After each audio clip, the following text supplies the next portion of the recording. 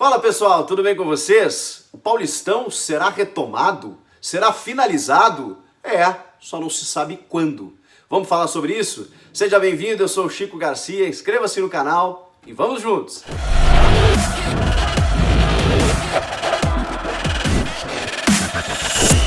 Essa é a informação mais precisa que nós temos até o momento. O presidente da Federação Paulista de Futebol, Reinaldo Bastos, em entrevista ao programa Fox Rádio da Fox Sports, confirmou que o Campeonato Paulista sim será finalizado, que o futebol se decide dentro de campo e que sim haverá o complemento das rodadas e depois, posteriormente, do mata-mata para que se saia o campeão paulista de 2020.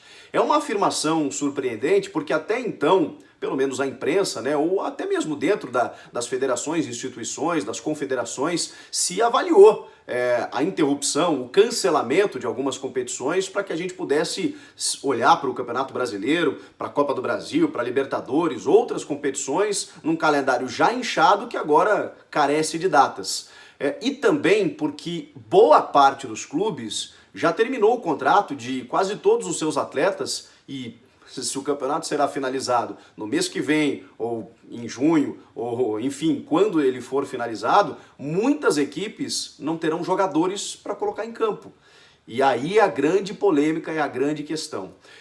Porque você querer completar o campeonato, obviamente que isso seria o mais lógico, até porque tem uma questão financeira, a última cota da televisão ainda não foi paga, então os clubes têm o interesse também de que o campeonato seja finalizado por conta disso, só que tem uma questão, como eu disse, de logística, né? Muitos clubes fizeram contratos, os clubes menores do interior, o Santo André, por exemplo, time de melhor campanha, fez contrato com jogadores que encerravam agora, no mês de abril.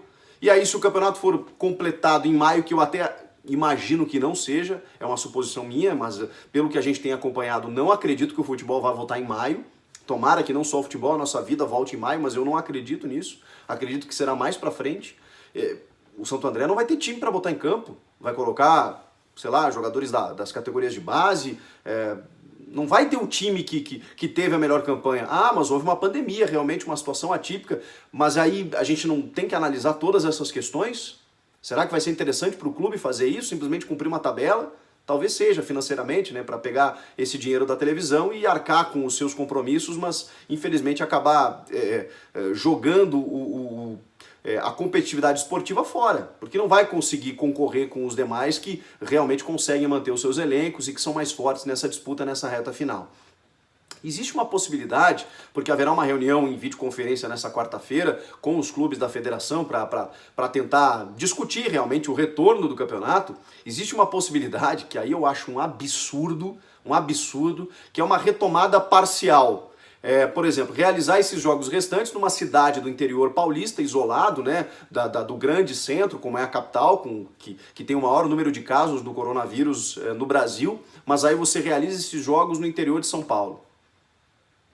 Não dá para acreditar numa coisa dessas, Porque se você fizer um jogo, mesmo assim, você faz um jogo isolado, numa cidade que não tem nenhum caso, vamos lá, você vai pegar esses jogadores aqui de São Paulo, você vai colocá-los num ônibus, você vai levá-los até lá, e aí, num jogo, pelo menos, entre 50 a 100 pessoas estarão trabalhando nessa partida, mesmo de portões fechados. Esses jogadores terão contato, tem a equipe de arbitragem, tem a equipe da federação que vai estar lá trabalhando, tem o pessoal responsável pelo estádio.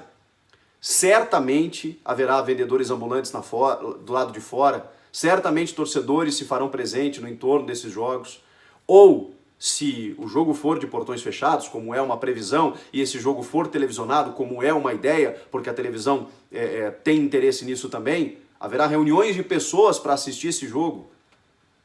Sério que nós vamos contrariar no futebol paulista, e talvez isso se reflita em outros estaduais, as recomendações do Ministério da Saúde, da Organização Mundial de Saúde. Não faz sentido. Eu sei que a gente trata de futebol aqui no nosso canal, mas não faz sentido a gente tratar o futebol como um mundo paralelo, expondo esses atletas ou permitindo aglomerações de outras pessoas visando apenas o entretenimento.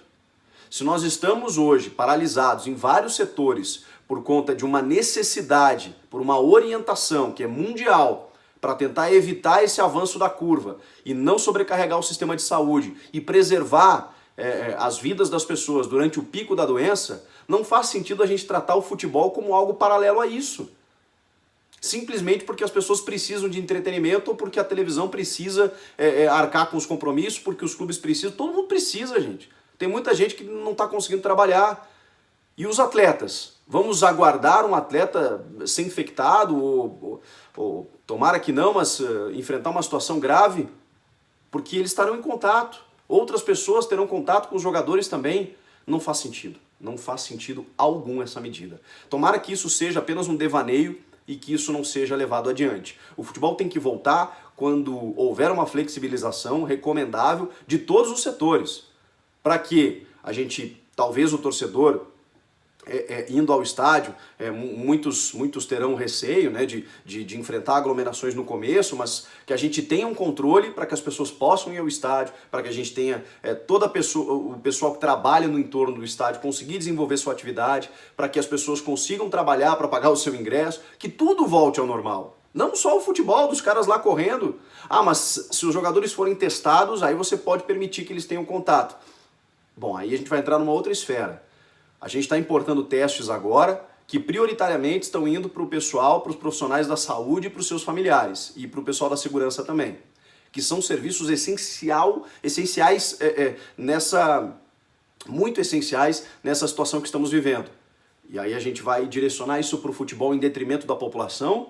Ah, mas aí os clubes vão pagar esses testes para ter no futebol. Bom, aí é um segundo passo, mas há uma escassez de testes. Ninguém está tendo a possibilidade tão acessível assim de testes. Então o futebol ele faz parte de todo esse contexto. Ele é um microcosmo dentro de toda a nossa sociedade. A gente não pode tratar o futebol como acima. E eu sou do futebol, eu sou do esporte, eu sou jornalista esportivo, mas a gente tem que ter esse cuidado com noção de mundo, né?